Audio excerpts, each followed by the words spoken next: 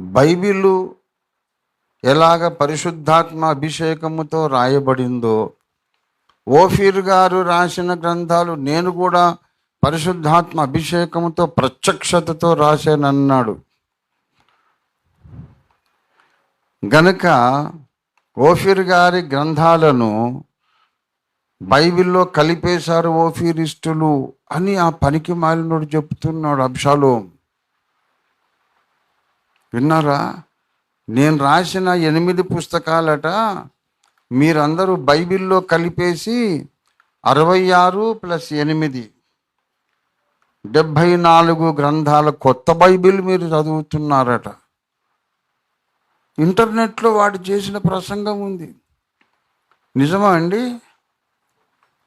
నేను రాసిన 8 పుస్తకాలు బైబిల్లో భాగమని మీరు ఎవరైనా అనుకున్నారా? ఒక్క ఆదివారమైనా నేను మూలవాక్యాన్ని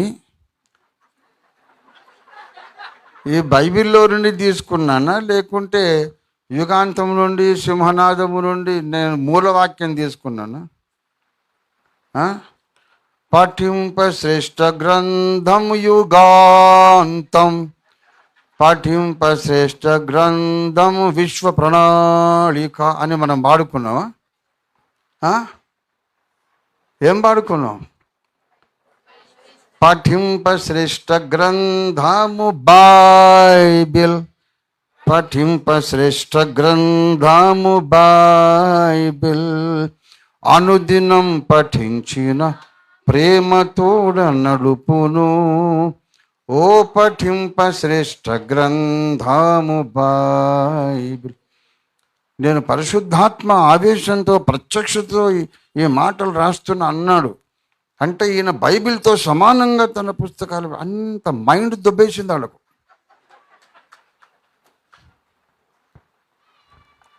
ఒరే స్టూపిడ్ ఫెలో, నేను ఏదైనా చెప్పినప్పుడు, నా బుక్కులో చెప్పినప్పుడు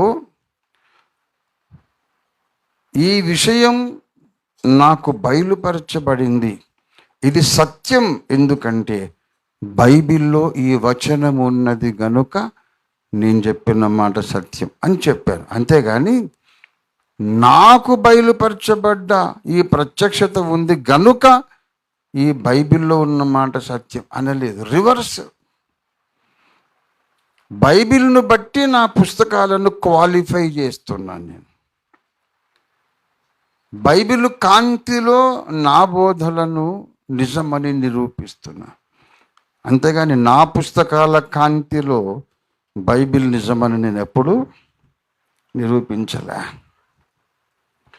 బైబిల్ సత్యమో కాదో తెలుసుకోవడానికి ఓఫీర్ గారి గ్రంథాలను మీరు ఆధారంగా తీసుకోవడం లేదు. కానీ ఓఫీర్ గారి గ్రంథాలు సత్యమో కాదో చూడడానికి బైబిల్నే కొలబద్దగా మీరు తీసుకున్నారు. దేవునికి స్తోత్రం కలుగును గాక. ప్రతిసారి నేను నా బైబిల్ నా పుస్తకాల్లో ఏం రాశాను? నేను లేఖనమేమి చెప్పుచున్నది. అనేక మంది పండితులు ఇలా చెప్పారు, కానీ లేఖనమేమి చెప్పుచుందని బైబిల్ను కొలబద్దగా తీసుకున్నానా లేదా? బైబిల్లో ఇలా ఉంది కనుక ఇది సత్యమని నా గ్రంథంలో రాశా. కొలబద్ద ఏది? బైబిల్.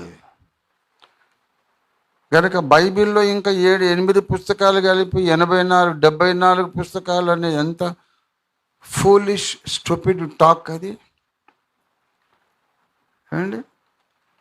ఏనాటికైనా నా గ్రంథాలలోని మాటలు ఏవైనా బైబిల్లోని డైరెక్ట్ స్టేట్మెంట్స్కు వ్యతిరేకంగా కనబడితే మీరు నా గ్రంథాలు వదిలేసి బైబిల్నే పట్టుకుంటారా, లేకపోతే బైబిల్ వదిలేసి నా పుస్తకాలు పట్టుకుంటారా? చెప్పండి. నేను రాసిన మాటలకు డైరెక్ట్గా బైబిల్ ఖండిస్తుంది అనుకోండి ఎప్పుడైనా, అప్పుడు మీరు బైబిల్ వదిలేసి నా బుక్స్ పట్టుకుంటారా? నా బుక్స్ వదిలేసి బైబిల్ పట్టుకుంటారా? అండ్ బైబిల్నే పట్టుకుంటానే వాళ్ళు చేయొద్దండి, బైబిల్ ఎత్తండి. The best book to read is the Bible. The best book to read is the Bible. The best book to read is the Bible. The best book to read is the Bible. If you read it every day, it will help you all the way. Oh, the best book to read is the Bible. నా గ్రంథాలు బైబిల్తో సమానమని నేను ఎప్పుడు అన్నాను? అంటే మరి ఆత్మావేశంతో రాశాను అంటున్నావుగా, అట్ట అనకూడదు. అంటే ఓరి ఇడియట్ నంబర్ 1. యెహోవా నా బలమా అనే పాట 1000 సార్లు కోట్ల మంది పాడుకొని దీవించబడ్డారు.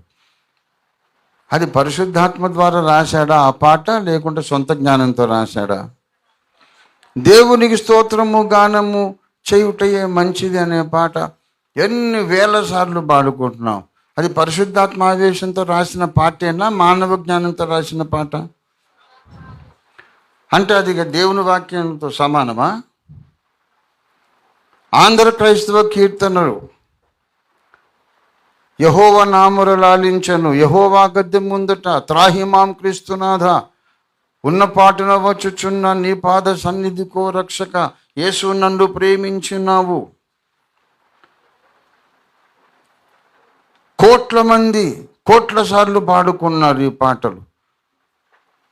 ఆదరణ పొందారు, గద్దింపు పొందారు, హెచ్చరిక పొందారు, మారు మనసు పొందారు.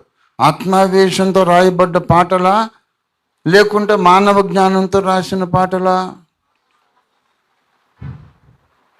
భక్సింగయ్య గారు ఎన్నో పుస్తకాలు రాశారు, దేవదాసయ్య గారు ఎన్నో పుస్తకాలు రాశారు. అవి చదివి నేను ఎంతో నేర్చుకున్నానని నేను చెప్పాను. A.W. టోజర్ గారి పుస్తకాలు చదివి ఎంతో నేర్చుకున్నాను. ఆస్వాల్డ్ జే స్మిత్ గారి బుక్స్ చదివి ఎంతో నేర్చుకున్నాను. లెనార్డ్ రావెన్హిల్ గారి బుక్ చదివి ఎంతో నేర్చుకున్నాను. మన తమిళ సోదరుడు ప్రార్థనయే జీవం అని ఎజకియా ఫ్రాన్సిస్ గారు బుక్ రాశారు, ఎంతో నేర్చుకున్నాను. ఇవన్నీ పరిశుద్ధాత్మ ద్వారా వ్రాయబడినవా కాదా? అంటే అవన్నీ బైబిల్ సమానమా? ఎంత స్టూపిడ్స్ అండి. లేఖనాల రచన సంపూర్ణమైంది. ఆ తరువాత కూడా భక్తుల ద్వారా దేవుడు ఈ లేఖనాలలోని రహస్యాలను, సత్యాలను ఎత్తి చెప్పే ప్రక్రియ దేవుడు ఆపలేదు. క్లియర్గా కొన్ని ప్రసంగాల్లో చెప్పాను.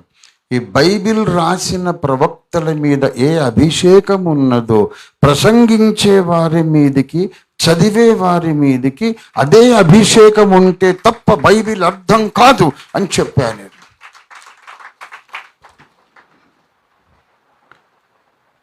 పౌలు మీద, ఇర్మియా మీద ఉన్న అభిషేకం ఆస్వాల్డ్ జే స్మిత్ గారి మీద ఉంది,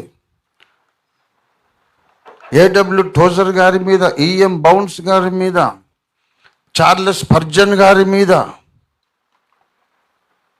చార్ల్స్ ఫిన్నీ గారి మీద, ఈ భక్తులందరి మీద అదే అభిషేకం ఉన్నది.